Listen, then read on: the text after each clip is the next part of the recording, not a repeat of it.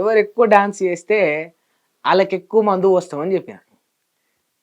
ఇది నేనంటున్న మాటలు కాదు. Telangana environment and forest and endowment minister Konda Surekha గారు అంటున్న ముచ్చట. ఇక వాళ్ళ బిడ్డతోటి ఇగో వీడియో చూడరి ఏమంటుందో ఏం మాట్లాడుతుందో మీరే చూసినాక ఇక నేను మాట్లాడతా.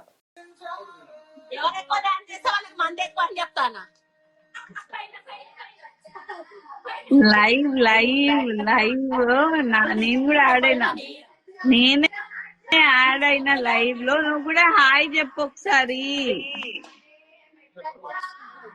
వీడియో చూసిరు కాదు, ఇగో గిది సంగతి. ఇక ఏదో లైవ్ కాళ్ళకి తీసుకున్నారు ఇన్స్టాగ్రామ్లో.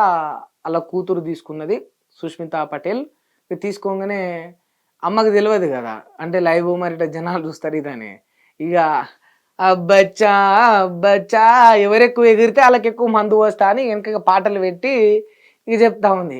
బిడ్డ ఉష్ ఇది లైవ్ అనగానే గిది కథ. అంటే సరే మంది అంటావా డ్యాన్స్ అంటావా ఇవన్నీ కూడా వ్యక్తిగత అంశాలు. వాస్తవానికి ఎవరి వ్యక్తిగత జీవితంలో ఎవరి అలవాట్లు, ఎవరి కోరికలు, ఎవరి వ్యసనాలు వాళ్ళకు ఉంటాయి. కాకపోతే అది ఎప్పటి వరకు అంటే మీరు ప్రజా సమస్యలపైన ప్రజల కొరకు ప్రజలు ఎన్నుకోబడి ఆ ప్రజలకు సంబంధించిన అధికారంలో మీరు లేనంత వరకు ఇట్స్ ఫైన్.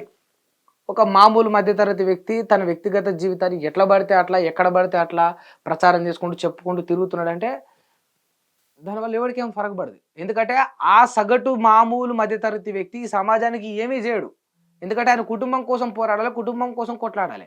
కానీ మీరు ఈ సొసైటీలో ఈ వ్యవస్థలో ఈ జనాలకు ఈ సృష్టికి ఈ వ్యవస్థకు ఏదో చేస్తాం, ఏదో ఎలగబెడతాం, ఏదో మార్చేస్తాం అని మాటలు చెప్పి మీరు గెలిచినోళ్ళు. మీరు దేనికి మంత్రి అండి? కనీసం మరి మీరు ఒక మంత్రిత్వ బాధ్యతలు తీసుకున్నారు కదా, దాని పనిలే ఉంటే మీకు తెలుసా? ఒక ఎన్విరాన్మెంట్కి సంబంధించి, ఫారెస్ట్కు సంబంధించి, ఎండోన్మెంట్కి సంబంధించి ఆ శాఖలకు మీరు మంత్రి. మీరు ఎప్పుడైనా వీటికి సంబంధించి ఒక సమస్య వస్తే మీరు మాట్లాడిరా? నేను పర్టికులర్గా ఎందుకు అంటున్నా అంటే దామగుండం దగ్గర 1, 2 కాదు 12 లక్షల చెట్లను నరికేస్తా ఉన్నారు. నావీ రేడరు ప్రాజెక్ట్ తీసుకొచ్చి, సరే ప్రాజెక్ట్ తీసుకొస్తే మంచిదే, అది అభివృద్ధి కోసమే, డెవలప్మెంట్ కోసమే, మన కోసం కష్టపడుతున్న పోరాడుతున్న సైనికుల కోసం సాయంగా నిలవాలి. కాకపోతే ఆ ప్రాజెక్టులు ఇంక ఎక్కడైనా కట్టొచ్చు, అది ఇంకొక చోట కూడా కట్టొచ్చు. ఆ నావీ రైడర్ ప్రాజెక్ట్ అనేది ఇంకో చోట నిర్మించవచ్చు. కానీ 12 లక్షల చెట్లను కూలిస్తే ఇంకో చోట ఎంబటే నాటమంటే నాటగలుగుతామా? ఇంకో చోట ఎంబటే 12 లక్షల చెట్లను మొలవమంటే మొలుస్తాయా? ఓ 12 నెలల్లో మీరు ఒక ప్రాజెక్ట్ ఒక చోట కట్టొచ్చు. డబ్బులు కేటాయిస్తే సరిపోయా, కూలీలను తీసుకొస్తే సరిపోయా, ఓ బిల్డర్ను పట్టుకుంటే సరిపోయా. 12 లక్షల చెట్లను మీరు ఇప్పుడు కట్టగలుగుతారా?